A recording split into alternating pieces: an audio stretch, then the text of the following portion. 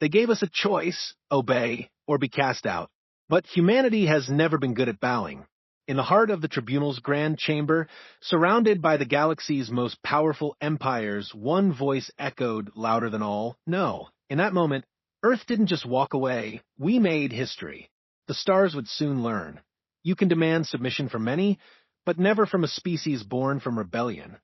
The demand for submission commander Sarah Chun stood at the observation deck of the orbital embassy, watching the swirling nebula of Andromeda's edge paint the void in brilliant purples and blues. The view had always calmed her during the past 5 years of representing Earth in the Galactic Tribunal, but today, even the cosmos seemed tense. The emergency session had been called just hours ago, and the tone of the alien delegates suggested this would be unlike any diplomatic meeting she had attended. The tribunal chamber was a marvel of engineering, a crystalline amphitheater that could accommodate thousands of beings from across the galaxy. Sarah had first entered the space with wonder and hope, believing that humanity's inclusion in the galactic community would usher in an era of unprecedented cooperation and growth. Those dreams now seemed naive as she faced the stern expressions of the tribunal's ruling council. High Arbiter Vexthal, a towering figure from the ancient Zephyrian civilization, rose from his position at the center of the chamber. His 4 arms gestured in the formal patterns that preceded all major announcements, while his crystalline eyes reflected the chamber's ambient light. The Zephyrians had governed the tribunal for over 3 millennia, and their word carried the weight of law across hundreds of worlds. The matter before us today concerns the species known as humans, Vexthal announced, his voice carrying through the chamber's translation matrix. After careful deliberation, this tribunal has determined that humanity's continued autonomous governance poses an unacceptable risk to galactic stability. Sarah felt her heart rate increase, but she maintained her diplomatic composure. Around the chamber, representatives from dozens of species watched with varying degrees of interest and concern. The insectoid Kralex clicked their mandibles in what she had learned was their equivalent of nodding approval. The ethereal luminari shifted their energy patterns to deeper, more serious hues. The evidence is clear, continued Vexthal. In the 5 years since joining our community, humans have demonstrated a disturbing pattern of unpredictability. They have developed technologies at an unprecedented rate, often without proper oversight or safety protocols. They have established colonies in contested regions without seeking appropriate permissions. Most concerning of all, they have repeatedly questioned established procedures and protocols that have maintained peace for thousands of years. Sarah rose from her seat, her voice steady despite the gravity of the situation. High Arbiter, with respect, the achievements you describe as concerning are precisely the contributions humanity has made to our galactic community. Our medical advances have saved lives across 43 worlds. Our agricultural innovations have ended famines on 12 planets. Our defensive technologies have protected tribunal space from 3 separate incursions by hostile forces. The chamber erupted in a cacophony of alien voices, clicks, musical tones, and energy fluctuations. Some species voiced support for Sarah's points, while others expressed alarm at what they perceived as human defiance of authority. The tribunal's enforcers, massive beings encased in ceremonial armor, moved slightly closer to the human delegation.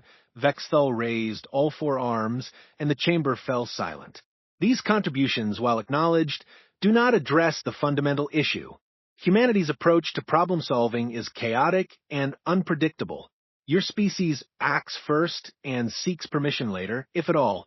This behavior cannot continue if galactic stability is to be maintained. What exactly are you proposing? Sarah asked, though she suspected she already knew the answer. The tribunal hereby demands that humanity surrender its autonomous governance within 48 hours. All human worlds will be placed under direct tribunal administration. Human technological development will be subject to immediate oversight and approval. Human military forces will be disbanded and replaced with tribunal peacekeeping units. Human leaders will be replaced with tribunal-appointed administrators who understand the importance of order and stability. The silence that followed was deafening. Sarah looked around the chamber, seeing the faces of species she had worked with for years, being she had considered friends and allies. In their expressions, she saw fear, uncertainty, and in some cases what appeared to be approval of the tribunal's demands. The silence that followed was deafening. Sarah looked around the chamber, seeing the faces of species she had worked with for years, being she had considered friends and allies.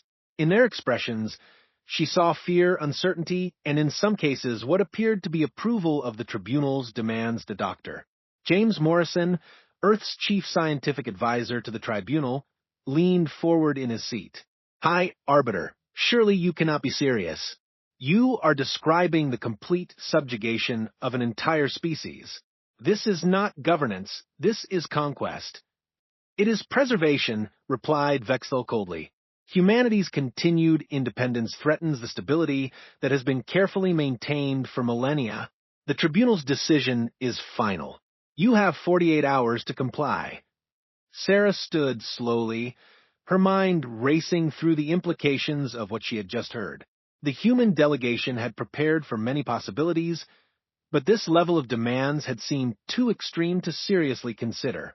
She activated her personal communication device, sending an encrypted message to Earth's leadership.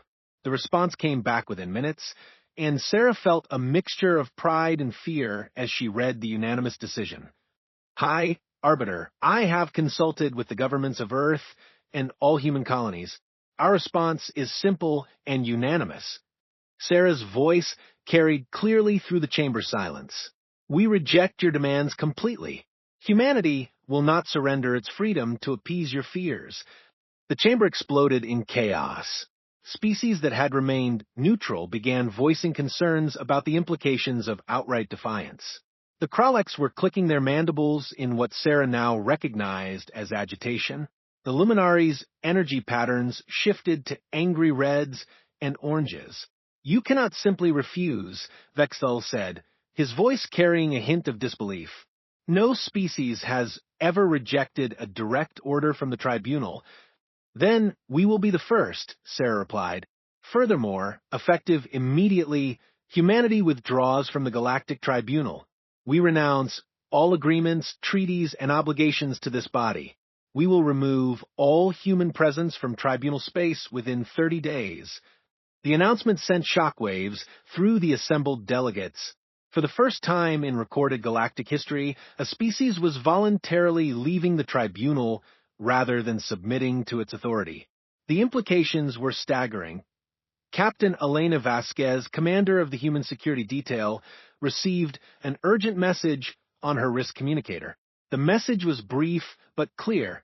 "Initiate Protocol 7. All human assets to begin immediate evacuation procedures." Protocol 7 had been developed in secret over the past 2 years as tensions with the tribunal had steadily increased. Every human settlement, research station, and diplomatic post in tribunal space had detailed evacuation plans. Supply ships were already moving into position, and civilian transports were being prepared for departure. Back in the chamber, Vexthal was struggling to maintain order as delegates from dozens of species demanded answers. Some were calling for immediate military action to prevent humanity's withdrawal. Others were questioning whether the tribunal's demands had been too extreme. "This is unprecedented," declared Ambassador Quiltar of Hegemony, a reptilian species known for their diplomatic skills. "Perhaps we should reconsider our approach. The humans have been valuable members of our community." "Valuable, but dangerous," countered Representative KLXNN of the Kraleks. "Their unpredictability threatens everything we have built. If they will not submit to proper authority, they should be contained by force." Sarah watched the debate with growing concern. The prospect of military action against human settlements was very real, and she knew that humanity's military forces, while advanced, were vastly outnumbered by the combined fleets of the tribunal. "High Arbiter," Sarah said, her voice cutting through the arguments, "I urge you to consider the consequences of forcing this confrontation. Humanity seeks only to govern itself in peace. We have no desire for conflict with the tribunal or its member species. Then submit to our authority, Vexthal replied. Order will be maintained, with or without your cooperation. Sarah shook her head. That is not an option. Freedom is not negotiable.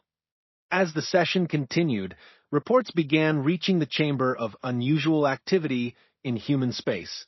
Cargo vessels were moving between human colonies at an unprecedented rate. Civilian populations were being relocated from border regions. Most significantly, human research facilities were being rapidly dismantled, with all equipment and personnel being moved to secure locations. The speed and efficiency of these operations caught the tribunal completely off guard. They had assumed that humanity would need weeks or months to organize any significant response to their demands. Instead, it appeared that humans had been preparing for this possibility for some time. Dr. Morrison stood to address the chamber. The tribunal has made its choice, and humanity has made ours. We will not be subjects in someone else's empire. We choose freedom, with all its risks and responsibilities. As the human delegation prepared to leave the chamber for the final time, Sarah felt the weight of history on her shoulders. Humanity was about to embark on a journey into the unknown, leaving behind the safety and security of the galactic community for the uncertain prospects of independence. The exodus had begun, and there would be no turning back. The galaxy was about to learn what happened when humanity chose freedom over security, independence over submission.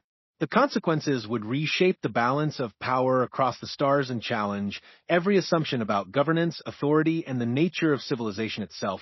As Sarah walked toward the exit, she could hear the continuing debates behind her, but they no longer mattered. Humanity had chosen its path, and whatever challenges lay ahead, they would face them as a free people. The door to the galaxy was closing, but perhaps, in time, it would reopen on humanity's terms. Captain Marcus Webb stood on the bridge of the U.S. Meridian, watching the largest civilian evacuation in human history unfold across his tactical displays. Hundreds of transport ships moved like fireflies through the void, each one carrying thousands of humans away from lives they had built in tribunal space. The operation had been planned in absolute secrecy, but now that it was in motion, there was no hiding the scale of humanity's withdrawal from galactic society. The evacuation encompassed 47 human settlements spread across 23 star systems within tribunal territory. Each location had been carefully integrated into the galactic economy over the past 5 years, with humans contributing everything from advanced medical research to revolutionary agricultural techniques. Now, all of that was being systematically dismantled and relocated beyond the reach of tribunal authority. Dr. Rachel Kim, head of the evacuation's logistical operations, approached Marcus with the latest reports. Her face was etched with exhaustion, but her eyes burned with determination. She had been coordinating the movement of over 2 million human civilians while simultaneously overseeing the relocation of critical research facilities and industrial equipment. The research station at Kepler 442 is reporting completion of their data transfer, Rachel said, handing Marcus a tablet displaying the evacuation status. All xenobiology samples and research materials have been secured aboard the transport fleet. The station's advanced laboratories are being stripped of equipment as we speak. Marcus nodded grimly. The Kepler 442 station had been humanity's premier xenobiology research facility, where human scientists had made breakthrough discoveries in cross-species medicine. The work conducted there had saved countless alien lives, yet the tribunal was willing to lose all of that expertise rather than tolerate human independence. What's the status of the mining operations in the Centauri belt? Marcus asked, scrolling through the evacuation updates. Complete extraction of personnel and essential equipment finished 6 hours ago, Rachel replied. The automated mining platforms are being left behind, but all the advanced processing technology developed by human engineers is coming with us. The tribunal will find that their mineral processing efficiency drops by 60% within a month. The economic impact of humanity's withdrawal was already becoming apparent. Human innovations had been quietly integrated into dozens of industries across tribunal space. Advanced fusion reactors designed by human engineers powered 17 major space stations. Human-developed agricultural techniques fed populations on 12 different worlds. Medical treatments pioneered by human researchers were the standard care for 3 major diseases that affected multiple alien species. All of this was now being removed from tribunal access. The humans were not just leaving, they were taking their knowledge and innovations with them. On the planet New Geneva, Governor Lisa Park was overseeing the evacuation of the largest human civilian population in tribunal space. 800,000 humans had made New Geneva their home, building a thriving colony that had become a model of human-alien cooperation. The planet's unique atmospheric conditions had allowed humans to develop revolutionary terraforming techniques that were being studied by a dozen other species. Governor, we've received word that the tribunal fleet is mobilizing, reported Colonel James Wright, the colony's military commander. Long-range sensors detect approximately 40 vessels moving toward the outer system boundaries. Lisa felt her stomach tighten. The evacuation of New Geneva would take another 18 hours to complete, and the approaching tribunal forces could arrive within 12. The prospect of a military confrontation with civilians still on the ground was exactly what she had hoped to avoid. Signal the evacuation fleet to increase loading speed, Lisa ordered, and send a message to Captain Webb. We may need military escort sooner than planned. Back aboard the Meridian, Marcus received the update from New Geneva with growing concern. The tribunal's response had been faster than anticipated, and their military forces significantly larger than intelligence estimates had suggested. The prospect of protecting civilian transports while under attack from superior numbers was a tactical nightmare. Sir, we're receiving communications from the Hegemony Fleet, reported Lieutenant Commander Sarah Torres from the communication station. They're requesting permission to enter the system. Marcus raised an eyebrow. The Hegemony was one of the few major civilizations that had remained neutral in galactic politics, neither joining the tribunal nor actively opposing it. Their sudden appearance in human space was unexpected. Put them through, Marcus said. The image of Admiral Kethvar appeared on the main screen. The Hegemony commander was an imposing figure, even by the standards of his naturally large species. His scaled features showed what Marcus had learned to recognize as genuine concern. Captain Webb, I bring greetings from the Hegemony Council. We have been monitoring the situation between humanity and the tribunal with great interest. Admiral, while I appreciate the contact, we are currently engaged in sensitive operations. Marcus replied diplomatically. Indeed, which is why I am here, Kethvar said.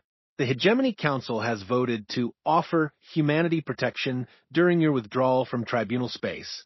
We are prepared to provide military escort for your civilian evacuations. Marcus was stunned. The offer of protection from a neutral power was completely unexpected, but it could be the difference between a successful evacuation and a humanitarian disaster. What would the Hegemony ask in return for such assistance? Marcus asked, knowing that nothing in galactic politics came without a price. A simple trade agreement, once your people have established their new territories, Kethvar replied. The Hegemony has long been impressed by human innovation and efficiency. We believe a partnership between our peoples could be mutually beneficial. The offer was tempting, but Marcus knew he lacked the authority to make such decisions. He activated his quantum communicator to relay the offer to Earth's leadership while keeping the Hegemony Admiral on the line. The response from Earth came within minutes, and it carried the authorization Marcus needed.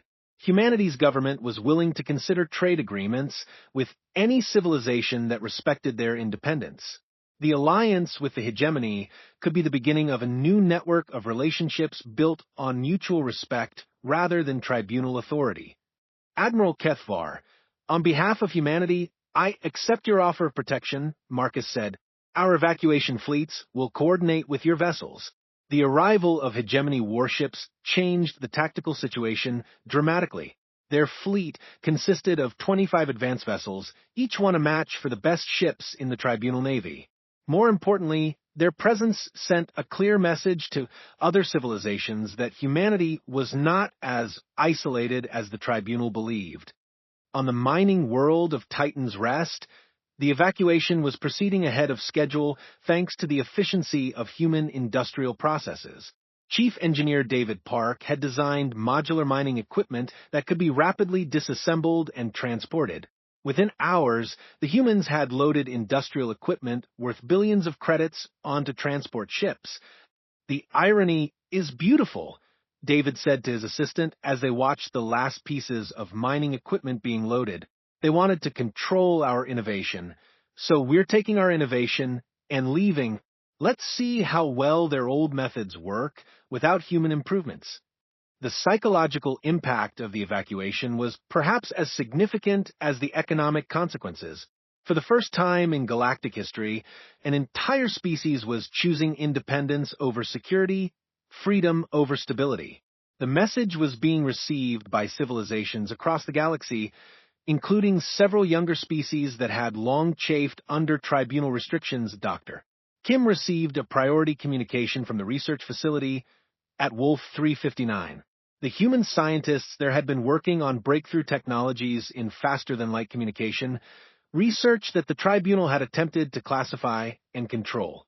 Now, all of that research was being relocated to human space where it could be developed without interference. "The implications are staggering," said Dr. Jennifer Walsh, the facility's director, in her final transmission from tribunal space. "Once we perfect this technology in our new laboratories, humanity will have communication capabilities that exceed anything the tribunal possesses. They wanted to control our research, and instead they've lost access to it entirely." The first military confrontation occurred at the Kepler station, where a tribunal enforcement fleet attempted to prevent the evacuation of human research personnel. The station had been conducting critical work on energy weapons technology, research that the tribunal considered too dangerous for unsupervised development. Commander Beth Rodriguez, captain of the U.S. Defiance, found herself facing 12 tribunal vessels with only 3 human ships. The odds were overwhelming, but the human ships had advantages that the tribunal forces didn't anticipate. "All ships, implement dispersal pattern Omega," Beth ordered. "Use speed and maneuverability to avoid their main batteries." The human vessels were smaller and faster than their tribunal counterparts, designed for rapid response rather than massive firepower. They moved like dancers around the larger alien ships, striking at vulnerable points and retreating before the tribunal forces could respond effectively. The battle lasted only 23 minutes, but its outcome sent shockwaves through both fleets. The human ships had disabled 6 tribunal vessels without losing a single ship of their own. The technological advantages that humanity had developed during their membership in the galactic community were now being used against the tribunal's own forces. News of the victory at Kepler Station spread rapidly through both human and alien communication networks. For humans, it was proof that independence was not only possible but achievable.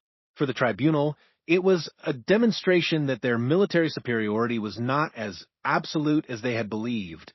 The evacuation continued across multiple fronts, with human civilians and military personnel working together to execute the largest relocation in their species' history. Families that had spent years building new lives in alien worlds packed their belongings and prepared for an uncertain future in human space, but the uncertainty was matched by determination. Every human involved in the evacuation understood that they were participating in a historic moment, a declaration of independence that would be remembered for generations. They were choosing to face unknown challenges rather than surrender their freedom to alien authority. As the last transport ships departed tribunal space, carrying with them the hopes and dreams of 2 million humans, the galaxy began to understand the true cost of the tribunal's demands. They had not gained control over humanity. They had lost access to human innovation, determination, and the countless contributions that had quietly improved life across dozens of worlds. The exodus was complete, but the real test was just beginning. Humanity now faced the challenge of building a new future outside the protection of galactic civilization, relying on their own strength and the uncertain support of new allies. The galaxy watched and waited to see whether freedom could survive in the vastness of space. The New Dawn president, Elena Rodriguez, stood in the newly constructed command center of Freedom Station, humanity's first independent space-based capital. 3 years had passed since the great exodus from Tribunal space, and the view from her office showed a sight that would have seemed impossible just a few years earlier. The space around the station bustled with ships from dozens of different species, all flying under the banner of the Free Worlds Coalition, the new alliance that had emerged from the ashes of tribunal authority. The transformation had been remarkable and swift. What had begun as humanity's desperate flight to independence had evolved into something far greater, a fundamental shift in how galactic civilization organized itself. The old model of centralized control enforced by ancient powers had given way to a new paradigm based on voluntary cooperation and mutual respect. Dr. Amanda Foster, now serving as humanity's Minister of Galactic Affairs, entered the president's office carrying the latest reports from across the galaxy. Her expression mixed excitement with the careful caution that had characterized human diplomacy since the Exodus. The latest membership applications have been processed, Amanda said, placing a data tablet on Elena's desk. 17 more species have formally requested to join the Free Worlds Coalition. That brings our total membership to 63 civilizations, compared to the Tribunal's remaining 41. Elena reviewed the list with amazement. The species requesting membership included some of the galaxy's most advanced civilizations, races that had been chafing under tribunal control for decades. The Coalition's promise of technological sharing without political domination had proven irresistible to civilizations that valued innovation over stability. What's the status of the Zephyrian negotiations?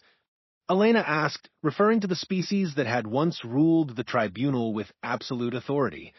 Remarkable progress, Amanda replied with barely contained excitement.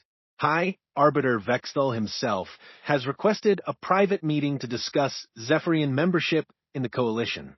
It appears that losing 60% of their member species has finally convinced them that their old methods are no longer sustainable. The irony was not lost on Elena. The same Vexthal, who had demanded humanity's submission 3 years earlier, was now seeking to join the organization that humanity had founded. The wheel of galactic politics had turned completely. Captain Marcus Webb, now Admiral of the Coalition Defense Force, joined the meeting with updates on military developments. The CDF had evolved far beyond its original role as protector of human settlements to become a truly integrated force representing dozens of species, all united by shared principles rather than imposed authority. The integration exercises with the Hegemony Fleet concluded yesterday, Marcus reported. Their tactical doctrines blend perfectly with our rapid response strategies. Combined, our forces now exceed the Tribunal's remaining military strength by a factor of 3 to 1. The military transformation had been as dramatic as the political changes. The Coalition's emphasis on cooperation and innovation had produced technological advances that surpassed anything achieved under tribunal rule. Joint research projects between human and alien scientists had yielded breakthroughs in propulsion, communication, and defensive systems that gave the Coalition decisive advantages. Dr. Kim, now Director of Interspecies Technology Exchange, brought updates on the research initiatives that had become the Coalition's greatest strength. The free sharing of knowledge between member species had accelerated technological development beyond all predictions. The quantum communication network is now fully operational across all Coalition space, Rachel reported. Instantaneous communication between any 2 points in our territory gives us coordination capabilities that the Tribunal cannot match. Additionally, the Joint Human Hegemony Fusion Reactor project has achieved power outputs that exceed Tribunal standards by 400%. The technological superiority was matched by economic prosperity. Without the Tribunal's restrictive regulations and bureaucratic inefficiencies, trade between Coalition species had expanded exponentially. Human innovations in agriculture were feeding populations across 30 worlds. Alien manufacturing techniques combined with human efficiency had revolutionized industrial production. Elena reviewed the economic reports with satisfaction. The coalition's gross economic output now exceeded that of the remaining tribunal space, despite having been in existence for only 3 years. The free market principles that governed coalition trade had proven far more effective than the tribunal's centralized control systems. What's the situation with the independence movements in remaining tribunal space? Elena asked. Amanda consulted her notes. Accelerating rapidly. The success of the coalition has inspired resistance movements on at least 20 tribunal worlds. The Kytherian Republic declared independence yesterday and has requested coalition membership.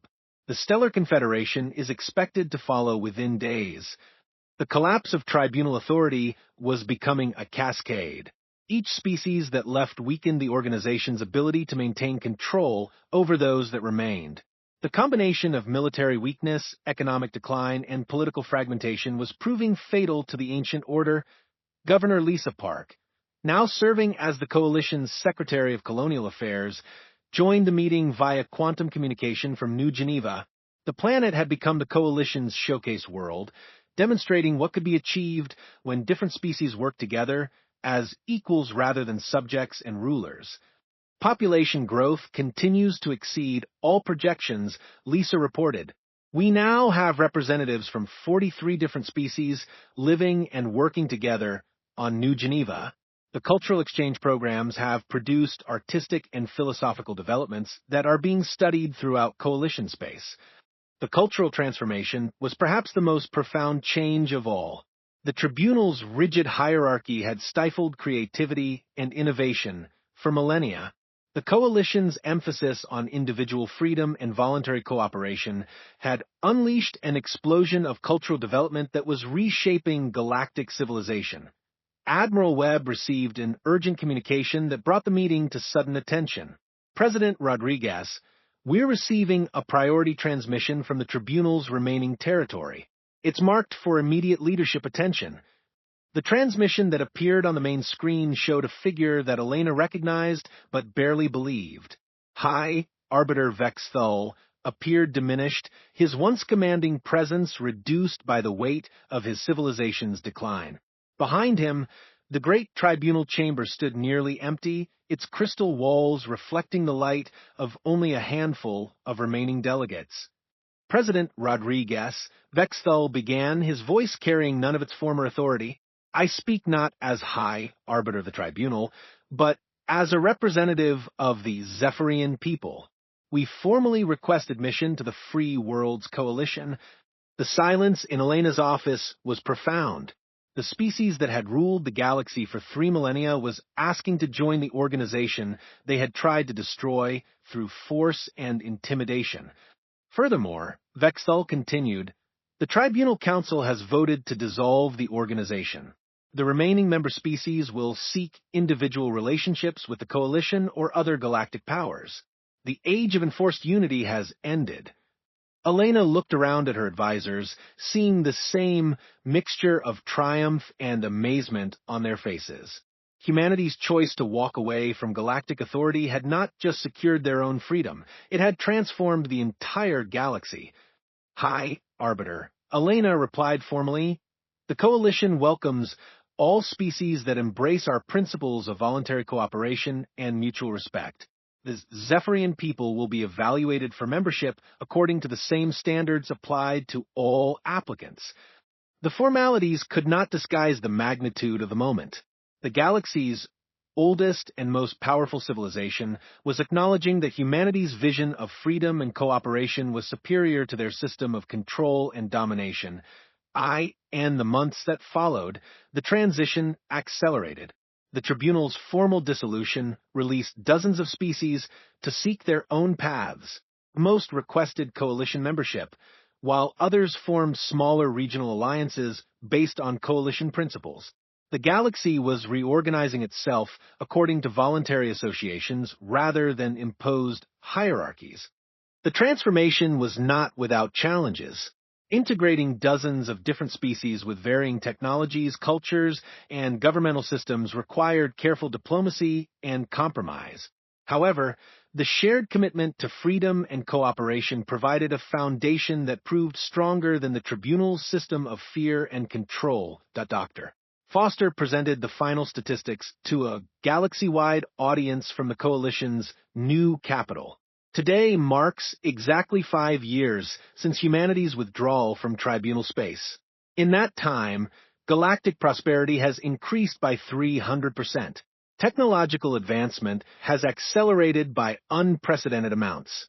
Most importantly, over 4 billion sentient beings have gained the fundamental right to govern themselves according to their own values and aspirations. The human experiment in independence had succeeded beyond all expectations.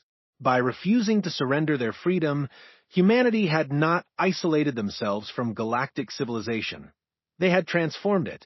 The principles of voluntary cooperation and mutual respect had proven more powerful than the ancient systems of control and domination. Elena concluded her address to the galaxy with words that would be remembered for generations. Freedom is not just the right of humanity, but the birthright of all sentient beings. Today, we celebrate not just human independence, but the independence of every species that chooses cooperation over compulsion, freedom over fear. The galaxy had been transformed. Where once ancient powers had ruled through force and intimidation, now voluntary associations work together for mutual benefit. The door that humanity had closed on the old galaxy had opened onto a new universe of infinite possibility. The age of galactic empires had ended. The age of galactic freedom had begun.